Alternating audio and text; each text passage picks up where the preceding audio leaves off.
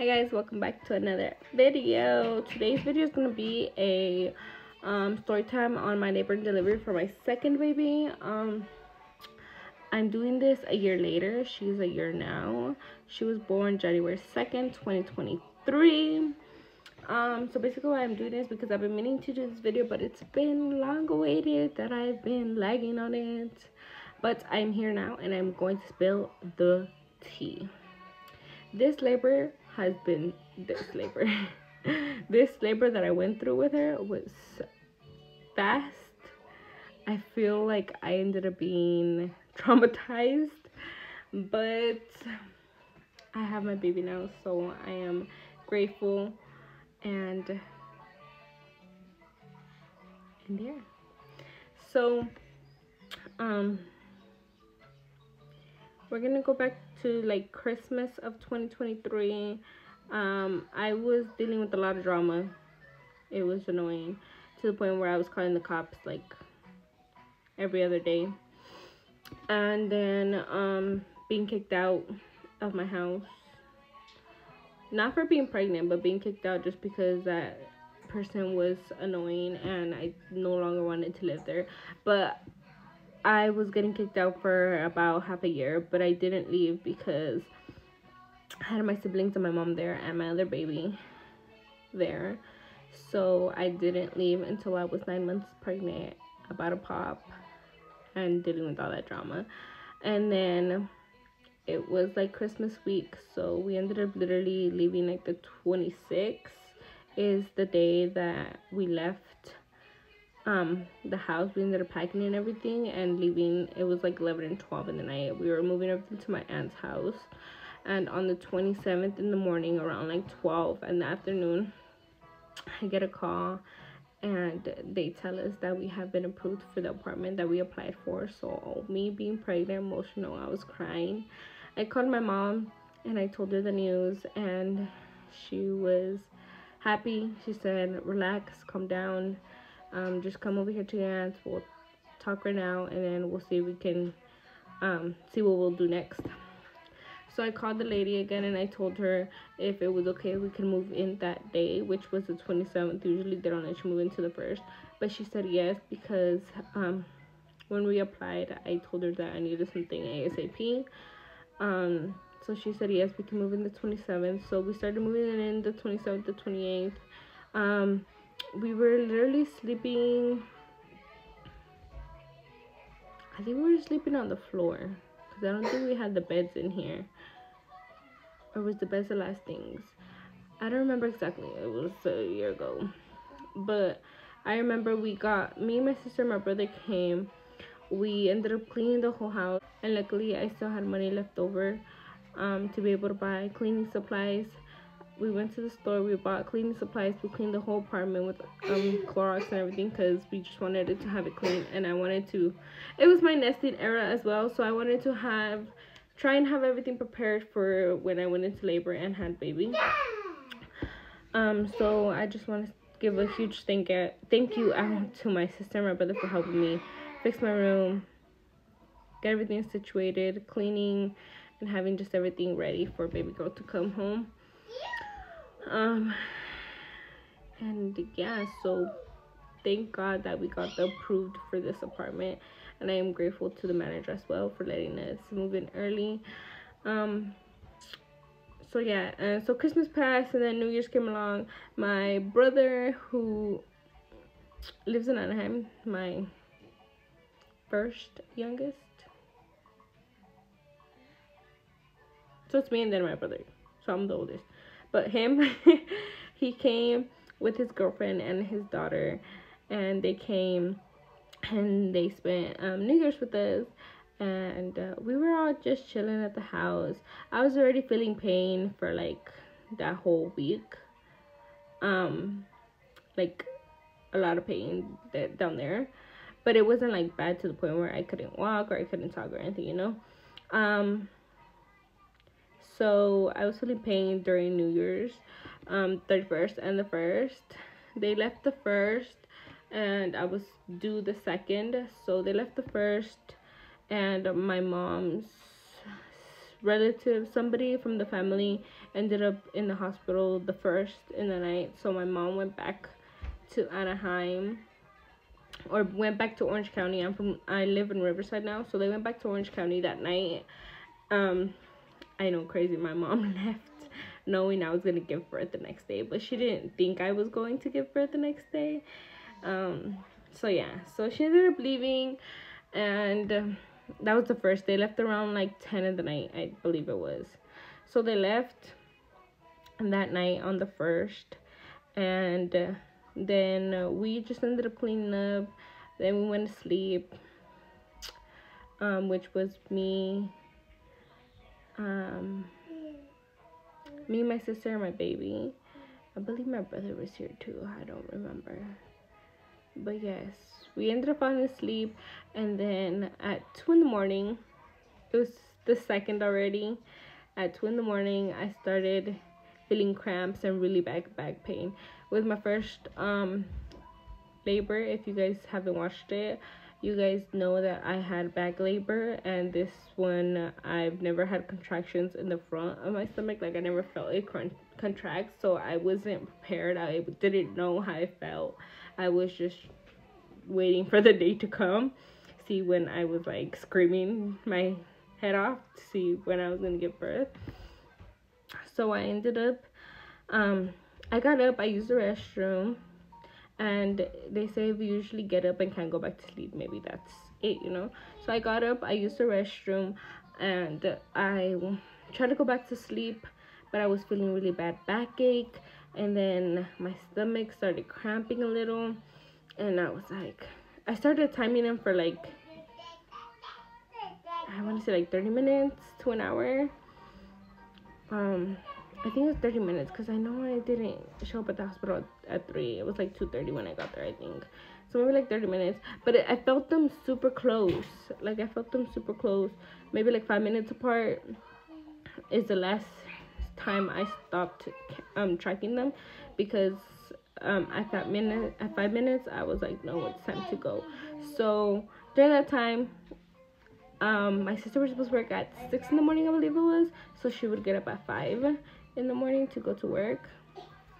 So I went to her room, I woke her up, and I told her, hey, I'm gonna go to the hospital, I don't feel good. So I woke up my sister, and I told her, hey, I'm gonna go to the hospital, I don't feel good, I feel like it might be time. So I told her to call her manager. I told her to call her manager as soon as I got out to the hospital, and I knew I was gonna get admitted, because I didn't want her to miss out on a day if I wasn't going to get admitted. So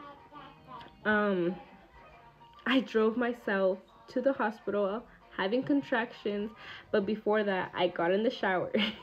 I rinsed before I left, and I was still having contractions while I was in the shower, but I wasn't able to time them because I was in the shower.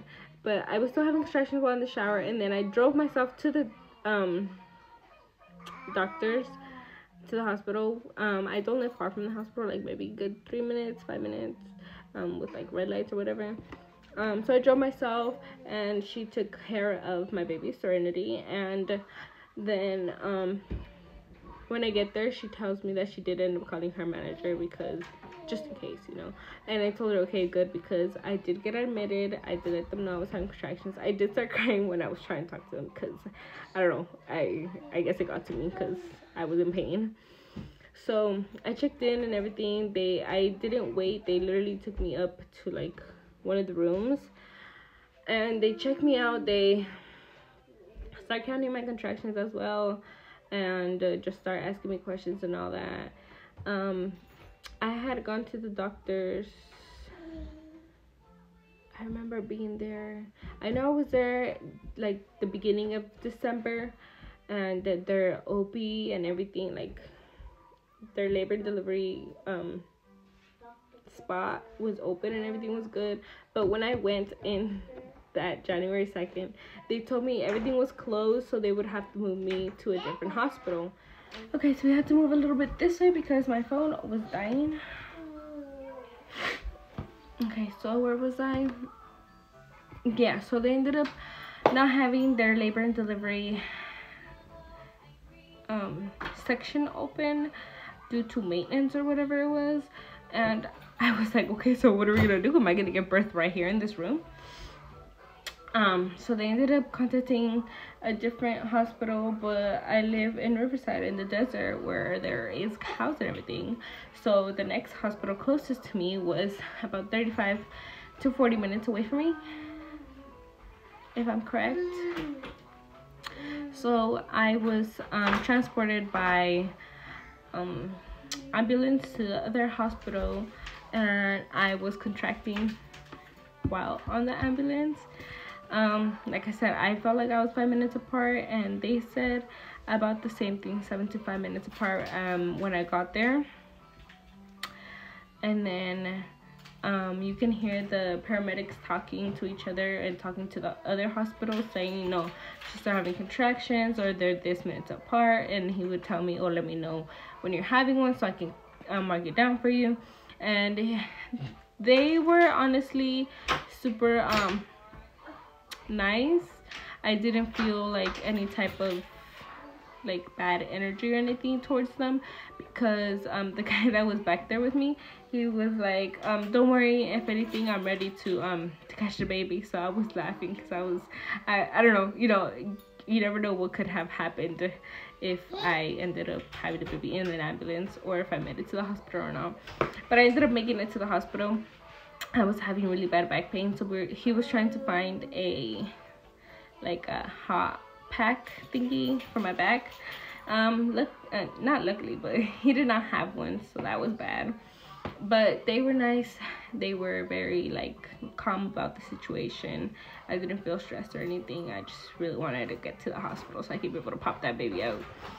So when I got to the first hospital, I was 2 centimeters, and when I got to the other hospital, I was like 3 centimeters. So like in those 35 minutes, I went from 2 to 3. So I was progressing pretty fast, I guess you can say, because I got to the second hospital and they started asking me questions, checking me out and all that. I was in so much pain. I don't know, it was weird. I felt like she was gonna come out every single time I had a contraction. So they checked me out and they said I was like 3-4 centimeters when I got there.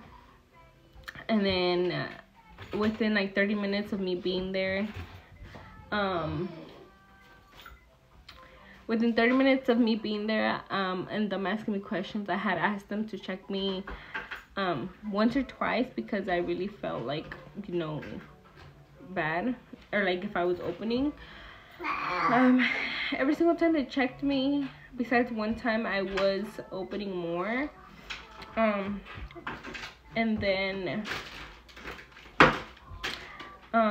while they were still asking questions within those 30 minutes to an hour that I was at the hospital now, I remember I went to 5 centimeters and I could not handle it. So they told me that I can get the epidural once I moved into the other room that they were gonna put me in.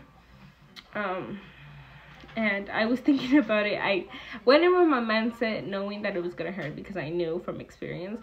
And I went in knowing I did not want to get the epidural. I did all of this alone because my baby's dad did not know that I was in labor. We were not really in talks at the time. I did all of that by myself till I got to the other hospital and I was in my labor room. Is when my aunt was called. My aunt and her boyfriend and his daughter was called, and ended up showing them to the hospital. So I really thank them for being there for me, even though they didn't have to drive all the way over there because they lived like on the other side of me, like 30 minutes away from me on the opposite side. So they had to drive like a whole hour, maybe hour 20 minutes just to get to me. So yeah, so my aunt was there, and if you remember, I said my mom was in Orange County, like a whole hour and a half away from me. So my aunt was there. They were seeing me cry and in pain and screaming and everything, and it was just a lot. But once I moved to my labor room, I know that I went from 5 centimeters to like, I think it was like 8 centimeters within another 30 minutes, because they were still asking questions and they were putting me on IV and asking me if I wanted to do the epidural or not. Everything went by so fast, because if it wasn't 8 centimeters, it was 7 centimeters. But I remember being at 8 centimeters and I needed to push already.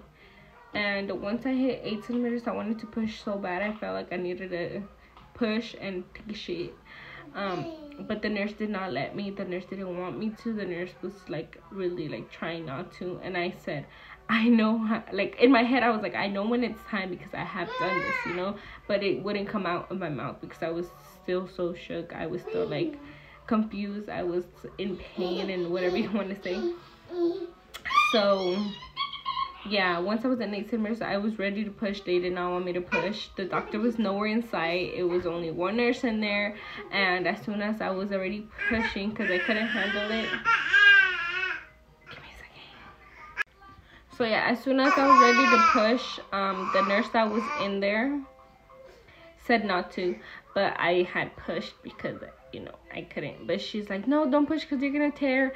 And I was afraid to tear, but it was happening. I could not stop it. It was happening. So as soon as I did my first push, she called in everybody, all the nurses and everything, and she said, well, if I have to catch the baby, I will catch the baby. Because this doctor, I did not know this doctor. This was not my doctor. Throughout my whole pregnancy, I did not have a doctor or an OB or nothing like that. So I wasn't getting checked out or anything. That's why they were asking so many questions. That's why they were asking so many questions, because I did not have an OB or a doctor throughout my whole pregnancy. I was taking prenatal vitamins here and there because I would forget. My brain was super bad after my first pregnancy. So imagine my second pregnancy. So yeah, so I ended up pushing. They called all the nurses. The doctor ended up coming in. I went from 8 to 10 basically in like 3 minutes, just with that timing, because I needed to push. So then I had my baby girl, and since my aunt was the one that was there, she was the one to cut the cord. She's fussy. She wants to go to sleep, so hopefully she goes to sleep already. But yeah.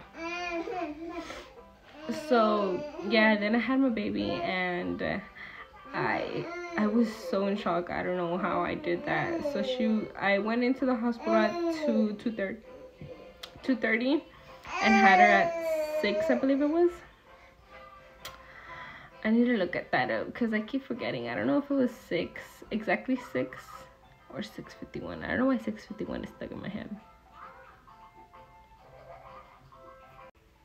Okay, so I just pulled out my records. And yes, she was born at 6:51, 7 pounds. And she was 19.5 inches long. So yes. 6:51 is the time she was born. So I was so happy because I was super hungry, and I was able to have breakfast as soon as they moved me to my postpartum room. So before I got moved to my postpartum room, my mom did end up showing up as soon as I was getting moved, and my brother ended up bringing her. So I want to give a big shout out to my brother for bringing my mom to the hospital, knowing that he had just left back home. So yeah, so he ended up helping me by going to the other hospital, getting my truck, taking it to my house, and then bringing me my bag back to the hospital, and then going home. I ended up staying at the hospital for I think 2 days, and I believe that they were able to transport me back to the other hospital because I did have my car there, and I was tripping out on how I was gonna get my car home because I wasn't gonna be able to drive. So I had to get somebody to get me home. I forgot who took me home. Somebody took me home. somehow I ended up home. Oh, it was my aunt. My aunt came for me again and picked me up and took me home. And I do have a little clip of Serenity meeting her baby sister, so if I can, I'll insert it somewhere throughout this video so you guys can see her meeting her for the first time. It was so cute. But yes, that's basically it for my labor and delivery story. It was crazy to me because it went from 2 to 6 real quick. And for Serenity's, I was induced, so I went in at 10, had her at 8:32, I believe it was, so I was able to get breakfast with her too. So both my babies were born in the morning, and I was just so stressed out and everything that I felt like that's why she was just holding on for me to have a stable place for her to come home to. And but yes, I did it unmedicated. I had no epidural, no drugs to like anything. It was all back labor and contractions this time. Serenity's was only back labor. And yeah, that was pretty much it. And to both hospitals and all the staffs that were there to help me out, I am thankful for them as well, because everything was pretty much calm. And I mean, I was laughing up in there too, because they were laughing at me because I had drove myself being 5 minutes apart, contractions. There was laughs, there was tears. It was a good morning, I guess. But yeah, I felt, honestly, the reason why I said I felt traumatized was because it happened so fast that I was not expecting it, and it was just a lot, and a lot of pain. So that's why I say that it was traumatizing to me. But I don't know if that's the right word to use, but that's just the word I'm using. Did have visitors. My brother did stay with me for a little bit. My mom did stay with me for a little bit. My aunt was there. My other aunt and my grandma ended up showing up for a little bit as well. But I feel like I just felt super alone. Like, most of the time they went for a little, maybe like 2 hours, stayed with me, helped me out, you know. But I honestly felt so alone that was traumatizing to me. It was just, I just wanted to get back home to my other baby, because I know she was missing me too. But yeah, I just felt super alone because I just felt like nobody was there for me. But I did have family show up, so I knew family was there. But it's just, I guess with Serenity, I had my aunt with me there the whole time. She never left my side because it was during COVID, so she had to be by my side. She wasn't able to go out and come back. But this time around, they were able to go out and come back. I did have more people show up this time at the hospital, so I'm grateful to everybody who showed up and came and spent some time with me. But I honestly felt super alone. That's the thing that I remember the most about that. Maybe that's why I felt like it was traumatizing, because I went through it myself. So yeah. But yeah, that's basically it for this video. Don't forget to like, comment, share, and subscribe. Turn on your post notifications so you know when I do post another video. Comment down below what else you guys want to see. Another story time, a get ready with me, a day in a life, a week in a life, morning routine, night routine, or a mukbang, or something to cook or something. Just let me know what you guys want to see down below. Don't forget to follow all my social medias, and I'll see you guys in the next one.